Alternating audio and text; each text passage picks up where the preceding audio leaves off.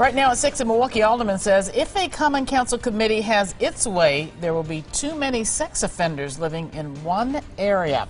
Let's face it, nobody wants convicted sex offenders living close by. But Alderman Terry Witkowski thinks his district on Milwaukee's south side could become a dumping ground for sex offenders. Here's a map of his district. It's mainly in the area around the airport and a little north of there. There was a hearing on the controversial ordinance today. Our Michelle Fiore joins us live, new at 6. Michelle.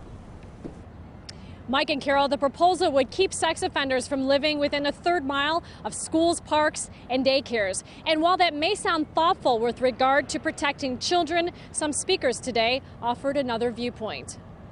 It's pretty easy to go online and see if you're living near a sex offender. But police fear that could change. Convicted rapists could start to lie, set up a P.O. box someplace else, but truly be living in a home near a school, daycare, or park. When you can't keep track of them, when you don't know where they are, and if you don't know where they're living, that is really, it's much more of a public safety concern than it is knowing where they are. Right now, nearly 2,400 sex offenders live in Milwaukee County, almost 90% right in the city of Milwaukee. While public officials vary in their views, it's all to keep kids safe. No one's arguing that. To keep them back away from schools and parks and daycares, 2,000 feet really would be a benefit.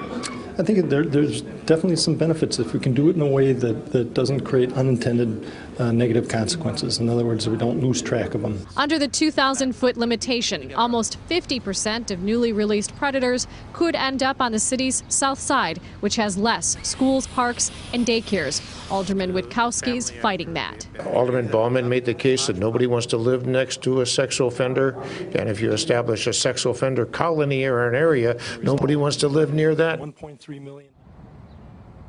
The proposal has been tabled for now. Aldermen do hope that the state's Department of Corrections and the governor will at some point in the future join them in passing legislation that fairly distributes sex offenders across all of Wisconsin. We're live tonight outside City Hall. Michelle Fiore, today's TMJ4. Yeah, you can understand neighbors' concerns. Thank you, Michelle.